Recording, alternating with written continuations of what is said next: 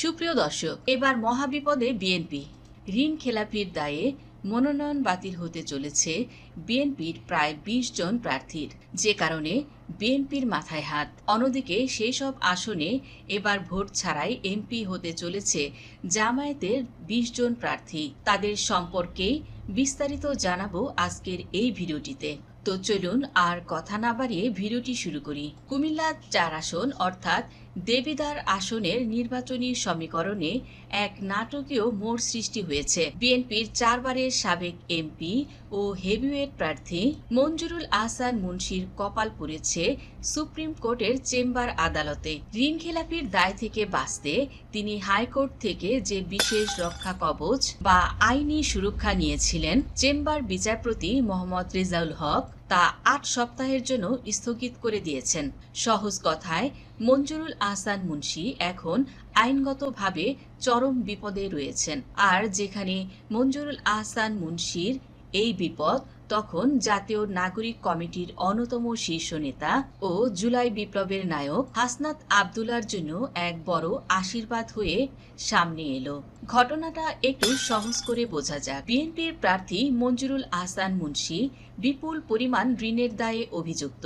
বাংলাদেশ ব্যাংকের সিআইবি তালিকায় তার নাম ঋণখেলাপি হিসেবে ওঠার কথা থাকলেও তিনি কৌশলে হাইকোর্টে একটি রিট করেছিলেন যাতে তার নাম প্রকাশ করা না হয়। হাইকোর্ট তাকে সেই সুরক্ষাও দিয়েছিল, কিন্তু পাওনাদার প্রতিষ্ঠান প্রিমিয়ার ব্যাংক এবং আইডিএলসি ফাইন্যান্স হাল ছাড়েনি।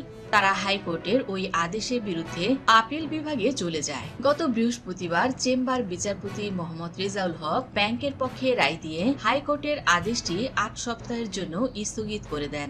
এর ফলে এখন বাংলাদেশ ব্যাংক বা সংশ্লিষ্ট ব্যাংকগুলো তাকে ঋণ খেলাপি হিসেবে চিহ্নিত করতে পারবে। আর নির্বাচনী আইন অনুযায়ী কোনো ঋণ খেলাপি কখনোই নির্বাচনে অংশ নিতে পারেন না। দেবিদ্বার আসনে মঞ্জুরুল আহসান মুন্সি ছিলেন বিএনপির সবচেয়ে শক্তিশালী প্রার্থী। তার দীর্ঘ অভিজ্ঞতা এই আসনে তাকে অপ্রতিদ্বন্দ্বী করে তুলেছিল। বিএনপির জন্য এটি একটি বড় ধাক্কা। দেবিদ্বারের মতো গুরুত্বপূর্ণ আসনে শেষ মুহূর্তে প্রার্থী শূন্য হয়ে যাওয়ায় শঙ্কায় রয়েছে তারা। তো বিএনপি এখন বিকল্প প্রার্থীর কথা ভাববে, অথবা হাসনাতের বিরুদ্ধে অন্য কোনো কৌশল নেবে। কুমিল্লা ৪ আসনের পর এবার বগুড়াতেও একই নাটকের মঞ্চায়ন দেখা গেল।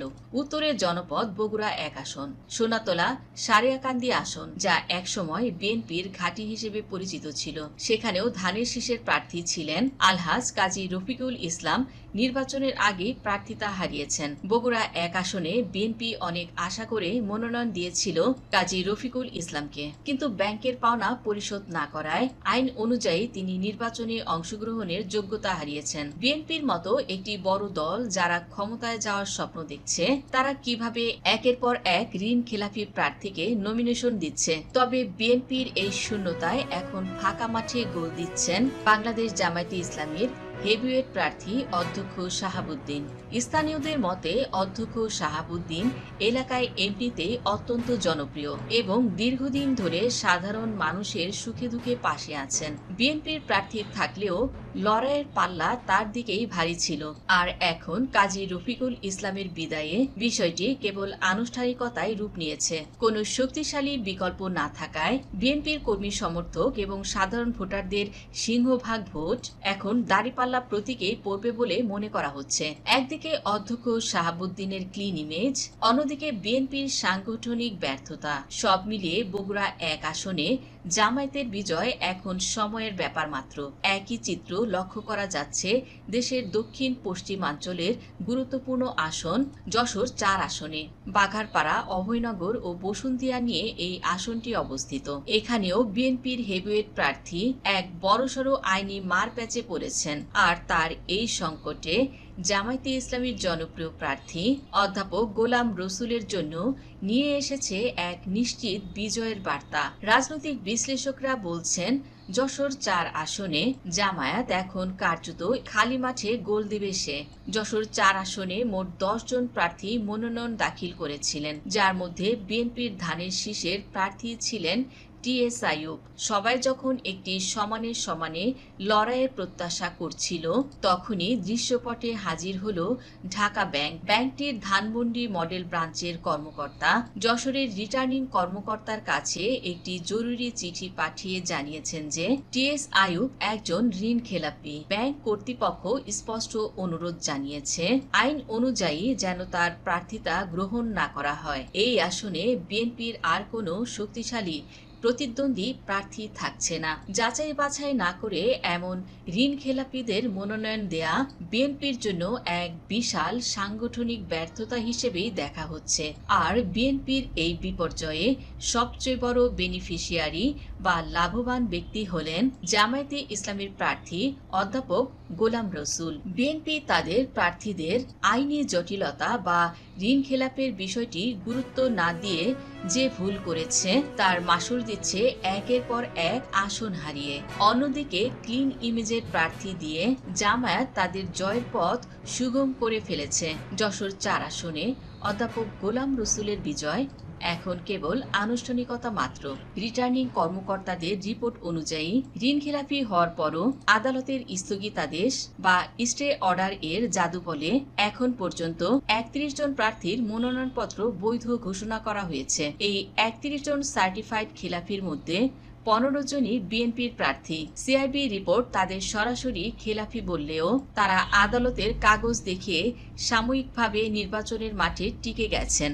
তো উচ্চ আদালত থেকে স্থগিতাদেশ নিয়ে নির্বাচনে বৈধতা পাওয়া 31 জনের মধ্যে বিএনপি মনোনীত 15 প্রার্থী হলেন বগুড়া 1 আসন কাজী রফিকুল ইসলাম, বগুড়া 5 আসন থেকে গোলাম মোহাম্মদ সিরাজ, টাঙ্গাইল 4 আসন থেকে মোহাম্মদ লুৎফুর রহমান, ময়মনসিংহ 5 মোহাম্মদ জাকির হোসেন, গাজীপুর 4 আসন থেকে শাহ রিয়াজুল হান্নান, মৌলভীবাজার 4 আসন থেকে মুজিবুর রহমান চৌধুরী, কুমিল্লার 4 আসন থেকে মঞ্জুরুল আহসান মুন্সি, কুমিল্লার 7 আসন থেকে রেদওয়ান আহমেদ, কুমিল্লা 9 আসন থেকে মোহাম্মদ আবুল কালাম, চট্টগ্রাম 2 আসন থেকে সারোয়ার আলমগীর, চট্টগ্রাম 4 মোহাম্মদ আসলাম চৌধুরী, চট্টগ্রাম 6 আসন থেকে গোলাম আকবর খন্দকার ও গিয়াসউদ্দিন কাদের চৌধুরী, চট্টগ্রাম 16 আসন থেকে মিশকাতুল ইসলাম চৌধুরী ও সিলেট 1 আসন থেকে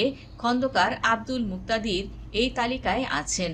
এছাড়া বগুড়া 2 ও ঢাকা 18 থেকে নাগরিক ঐক্যের মাহমুদুর রহমান মান্নাও রয়েছেন এই তালিকায়। এছাড়া স্বতন্ত্র প্রার্থীর মধ্যে এই তালিকায় আছে মোহাম্মদ কামরুজ্জামান, ময়মনসিংহ 10 আসন থেকে মোহাম্মদ মুশফিকুর রহমান, ব্রাহ্মণবাড়িয়া 1 আসন থেকে এসকে একরামুজ্জামান, কুমিল্লা 9 আসন থেকে ইয়াসির মোহাম্মদ ফয়সাল আশিক, চাঁদপুর 2 আসন থেকে তানভীর হুদা, চট্টগ্রাম 5 আসন থেকে এস.এম. ফজলুল হক, নোয়াখালী 2 আসন থেকে কাজী মোহাম্মদ মুজিবুর রহমান এই তালিকায় আছেন। এছাড়া সিলেট 3 আসন থেকে মোস্তাকিম রাজা চৌধুরী ও সিলেট 5 আসন থেকে মামুনুর রশিদ এর নাম এই তালিকায় অন্তর্ভুক্ত আছে। এছাড়াও ঋণ খেলাপির তালিকায় নাম রয়েছে জাতীয় পার্টির মানিকগঞ্জ 2 থেকে এস.এম. আব্দুল মান্নান। এছাড়া ইসলামী আন্দোলন বাংলাদেশ এই দলটির প্রার্থী, বাগেরহাট 1 থেকে মুজিবুর রহমান শামীম, নারায়ণগঞ্জ 4 থেকে বাংলাদেশ রিপাবলিকান পার্টির মোহাম্মদ আলী রয়েছেন এই তালিকায়। শেষ কথা হলো, বিএনপি যদি এই 15 জন ঋণ খেলাপিকে নিয়ে সংসদে যাওয়ার স্বপ্ন দেখে তবে তারা বড় ভুল করছে। আইনের ফাঁক ফোকর দিয়ে সাময়িকভাবে মনোনয়নপত্র বৈধ করা গেলেও সাধারণ মানুষের মন জয় করা সম্ভব হবে না। এখন জামায়াতে ইসলামীর সামনে মাঠ পুরোপুরি উন্মুক্ত আছে। তারা যদি এই আইনি ছিদ্র পথগুলো কাজে লাগিয়ে ব্যাংকগুলোর মাধ্যমে আইনি লড়াই চালিয়ে যায় তবে অন্তত 20টি আসনে বিএনপি বড় ধরনের হোঁচট খাবে। জনগণ এখন এমন একটি সংসদ চায় যা ঋণ খেলাপি, চোর এবং ব্যাংক ডাকাত মুক্ত হবে। তবে জনমতের পাল্লা ও স্বচ্ছ রাজনীতির বিচারে শেষ হাসিটা কে হাসবে আপনার কি মনে হয়? বিএনপির যে 20 জন প্রার্থী এবং অন্যান্য দলের যে 11 জন প্রার্থীর নাম এখানে উল্লেখ করা হলো, এসব প্রার্থীর সম্পর্কে আপনার মন্তব্য কি? অবশ্যই কমেন্টের মাধ্যমে জানিয়ে দিন। তো বন্ধুরা, ভিডিওটি ভালো লাগলে লাইক, কমেন্ট, শেয়ার করুন। আর যারা এখনো আমাদের চ্যানেলে নতুন আছেন সাবস্ক্রাইব করুন জেনজি ডেইলি পলিটিক্স। ধন্যবাদ দর্শক সম্পূর্ণ ভিডিওটি দেখার জন্য।